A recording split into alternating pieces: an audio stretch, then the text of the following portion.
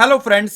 तो जितने भी हमारे बच्चे कह लो मे 21 में अपने एग्जाम की प्रेपरेशंस को कर रहे हैं, मुझे पता है कहीं ना कहीं ये प्रॉब्लम्स आती हैं कि शेड्यूल नहीं फॉलो हो रहा है या मैं जितना सोच रहा हूं मेरे से उतना नहीं हो पा रहा है। तो मैं आपको ये बता दूं कि चलो जो भी है पॉजिटिव थिंग्स हैं, कुछ नेगेटिव चल रही हैं, लेकिन दो तीन चीजें जो आप गलती से भी अपने माइंड में से स्किप ना कर देना। अगर आपने वो स्किप की तो अटेम्प्ट पर वो चीजें कई बार भारी पड़ जाती हैं।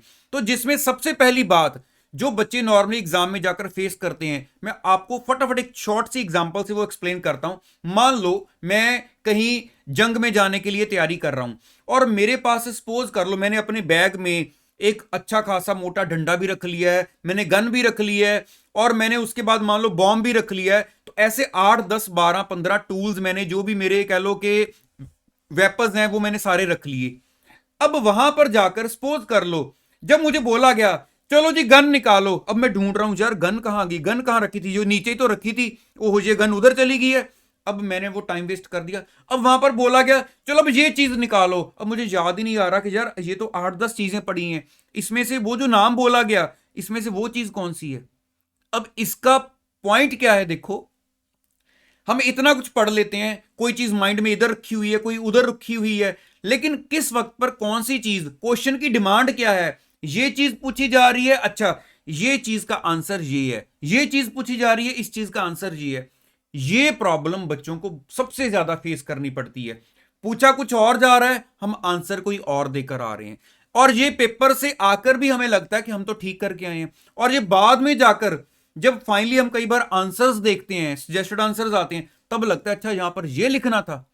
तो इसलिए मैं आपको बोलूंगा जहां आप चीजों को पढ़ रहे हो समझ रहे हो, अपने माइंड में इंडेक्स जरूर बनाओ, प्रॉपर हेडिंग्स को शॉर्ट में देखो। अच्छा इस जैसे होता है कि एक तो होता है पॉइंट्स को इनडेप्थ में चले जाना कि अच्छा इसकी एक्सप्लेनेशन ये है, अब उसके बाद एक बार सेपरेटली टाइम डिवोट करो हर चैप्टर के ऊपर, चाहे एक एक 2 2 घंटा लगाओ कि ये क्वेश्चन है तो ये 6 पॉइंट आने हैं, ये चीज है तो ये 10 पॉइंट आने हैं। ये चीज बहुत जरूरी है। पॉइंट याद आ गए तो एक्सप्लेनेशन आप थोड़ी कम ज्यादा भी लिखोगे लेकिन लिख लोगे, अगर पॉइंट ही नहीं याद आया तो आप कैसे लिखोगे। तो ये चीज मोस्टली बच्चे छोड़ के जाते हैं। सबसे पहले तो अपनी इस प्रॉब्लम के ऊपर फोकस करना शुरू करो। अब दूसरी बात, अगर आप कोई प्लान ठीक से नहीं फॉलो कर पाते हो, आपको लगता है कि मैं प्लान बनाता भी तो मेरा खराब हो जाता है, बेटर है आप सिंगल सिंगल सब्जेक्ट पर आ जाओ और उसको फटाफट देखो। ये टाइम तो ऐसा है, एग्जाम पास आ रहे हैं लेकिन इतना भी पास नहीं है कि अभी चीजों को कंट्रोल ना किया जा सके। सिंगल सब्जेक्ट पर आने से देखो क्या होगा। सबसे पहले अपने स्टडी मटेरियल के लिए डेज फिक्स कर लो कि मैंने मान लो 7 दिन स्टडी मटेरियल को लगाने हैं। किसी बच्चे को लग रहा है मैंने 5 दिन स्टडी मटेरियल को लगाने हैं, और वो 5 दिन में कोई दूसरा सब्जेक्ट आपके सामने या आपके माइंड में आना ही नहीं चाहिए। दिन रात मतलब आपको ना पता है कि मॉर्निंग कब हो रही है नाइट कब होगी है, बस ये है कि अच्छा यहां पर थक गया हूं चलो 3 4 घंटे रेस्ट कर लेता हूं, अब फिर से दोबारा उठे और काम पर अपना पूरा धुन सवार होगी कि बस यार काम करना है काम करना है। और आपको बस थका हुआ शरीर है आपका, पूरा चार्ज मोटिवेटेड रहो कि 5 दिन बाद यार इस बार मैंने रिकॉर्ड तोड़ दिया कि मैंने स्टडी मटेरियल 5 दिन में अच्छे से गो थ्रू कर दिया। 6 7 जो आपको लगता है आपके अकॉर्डिंगली जेन्युइन टाइम आपको डिवोट करना चाहिए वो करो। मान लो 7 दिन मैंने लगाए स्टडी मटेरियल के ऊपर, हो सकता है 20% चीजें अभी भी आपको लग रहा है कि मेरे कंट्रोल से बाहर जा रही हैं, उनको नोट कर लो कॉपी के ऊपर कि ये एरिया मेरे अभी भी वीक लग रहे हैं। लेकिन वो 7 दिन मटेरियल पर डिवोट करने के बाद एक दिन लगाओ पास्ट पेपर देखो 3 4, उसके बाद आरटीपी देखो एक दिन में, एक दिन में मॉक टेस्ट देखो। तो अगर आपने ये मिला जुला कर 9 10 दिन पर सब्जेक्ट लगा भी दिए, अब उसके बाद आपके जो 20% एरियाज है वो नोट हो गए हैं, लेकिन आपने एक सब्जेक्ट को 360 डिग्री लेवल पर अच्छे से पूरा देख लिया। यहां से स्टार्ट हुए थे यहां पर खत्म हो रहे हैं, पास्ट पेपर ऐसे चल रहे हैं, आरटीपी ऐसे चल रहे हैं, तो मेरे को पता चल गया ये एरियाज में से ज्यादा चल रहा है पेपर, इन एरियाज में कम जाया जा रहा है, ऐसी चीजें मेनली चल रही हैं। तो जो मेरी नेक्स्ट रिवीजन आएगी तो अब मैं उन चीजों पर ज्यादा फोकस करूंगा, या मैं वो 20% एरिया जो मेरा वीक रह गया मैं उसके ऊपर फोकस करूंगा। अगर आप 2 2 3 3 सब्जेक्ट स्टार्ट करते हो बिना प्लान के बिना शेड्यूल के, उसमें क्या प्रॉब्लम आती है कि आप एक सब्जेक्ट को मान लो एक दिन में अच्छे से टाइम नहीं दे पाए, तो अब आपको लगता है कि अब क्या मैं जो दूसरे को टाइम देना था, अब क्या उसमें मैं पहला वाला करूं, क्या मैं उसमें दूसरा कर लूं? यही चीजें हमें एक दो दिन अगर डिले हो जाए, हमारा काम ना हो पाए, अब माइंड पर डिप्रेशन कि अब मेरे 2 दिन वेस्ट हो गए, 2 दिन में मैं ये कर सकता था, मैं वो कर सकता था। तो इस चीज को अवॉइड करने के लिए अगर आपकी सिचुएशन ऐसी होती है, सिंगल सब्जेक्ट पर आ जाओ, आपकी स्पीड देखना, एक बार फॉलो करके देखो कितनी फास्ट हो जाएगी। तो इसलिए अब लास्ट जो मैं आपको चीज बताना चाहता हूं, नॉर्मली बच्चे पास्ट पेपर को छोड़ ही जाते हैं देखना। अब उनका व्यू पॉइंट क्या होता है कि पहले सिलेबस तो कर लें। मैं आपको फैक्ट बता रहा हूं, सिलेबस तो चलता रहना है, वो तो आपको कभी भी सेटिस्फेक्शन नहीं होनी कि मेरा सिलेबस खत्म हो गया, चलो अब बारी आई पास्ट पेपर की।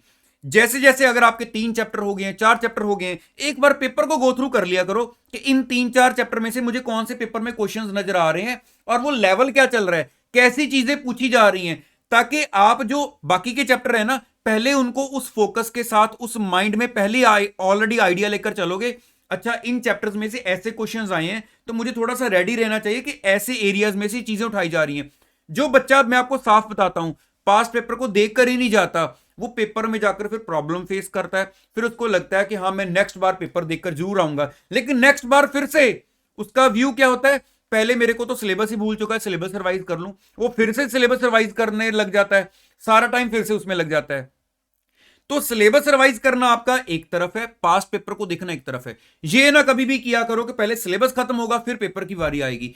इसको प्रॉपरली अभी टाइम देना शुरू कर दो। 8 घंटे सिलेबस कर रहे हो, 2 घंटे पास्ट पेपर को रोज देखना शुरू करो। देखना आपको आपका जो सही ट्रैक है वो मिल जाएगा, मैं आपको श्योरिटी के साथ कह सकता हूं। तो मेरे ख्याल से आपको सारी चीजें क्लियर होगी ना। अब आपको क्या क्या ध्यान रखना है, प्लान नहीं फॉलो कर सकते तो सिंगल सब्जेक्ट पर आ जाओ, पेपर्स को साथ साथ अभी देखना शुरू करो, उनको अवॉइड ना करो, ठीक है। और माइंड में इंडेक्स बनाना शुरू करो चीजों का, हर एरिया को स्पेसिफिकली देखकर 1-1 घंटा एक्स्ट्रा चैप्टर पर लगाओ चाहे, पर माइंड में वो चीजें फिट करो कि ये चीज पूछी जा रही है तो ये आनी है, ये चीज पूछी जाती है तो ये आनी है। एक्सप्लेनेशंस आप खुद भी, मुझे पता है, काफी हद तक बना सकते हो, लेकिन अगर आपको पहले पता तो हो कि इसमें ये पॉइंट्स लिखे जाने हैं। तो मेरे ख्याल से सारी क्लैरिटी होगी ना। अब इन चीजों को माइंड में रख के अपनी प्रेपरेशन इतना मोटिवेटेड रहो। देखो, मैं नहीं आपको बोलूंगा कि आपको कोई मोटिवेशन की जरूरत होनी चाहिए, बस ये सोचो अटेम्प्ट क्लियर करनी है तो उसके लिए मैं दिन रात जागूंगा, दिन रात काम करूंगा। अगर मैं अभी भी दिन रात जाकर काम नहीं कर सकता तो कल को देखो, अगर मैं अभी भी अपनी सिटिंग को नहीं बढ़ा सक रहा हूं और मैं हर वक्त काउंट करूं, आज मैं 12 घंटे बैठा, आज मैं 15 घंटे बैठा, तो ये ना हो जाए, ऐसे ना हो, तो देखो कल को हमने काम करना है, तो अगर मनी अर्निंग के लिए भी काम करेंगे तो तब भी मैं नहीं बैठ पाऊंगा। तो वो स्टेज आनी तब है जब ये स्टेज क्लियर होगी। तो पहले इस स्टेज पर तो टाइम डिवोट करना शुरू करें। तो इसलिए टाइम काउंट ना करो, जितना मैक्सिमम टू मैक्सिमम बैठ सकते हो बैठो और मैक्सिमम आउटपुट निकालो। शरीर थका हुआ है, लग रहा है अब नींद आ रही है, लेकिन कोशिश करो नींद को भगाओ और ज्यादा से ज्यादा स्टडी करो। तो मेरे ख्याल से अब पूरी क्लैरिटी है ना। कोई भी माइंड में पॉइंट हो जहां लग रहा हो कि इस चीज का क्या सोल्यूशन है, तो मेरे को जरूर बताना कमेंट बॉक्स में, मैं आपके साथ शेयर करूंगा। बाकी जो हमारी डेट शीट आ चुकी है उसके अकॉर्डिंगली टाइम टेबल भी आपको एक आधे दिन में मिलने वाला है, ठीक है। तो आप चैनल के साथ बने रहना, मिलता हूं नेक्स्ट वीडियो में। ऑल द बेस्ट, ठीक है, ओके।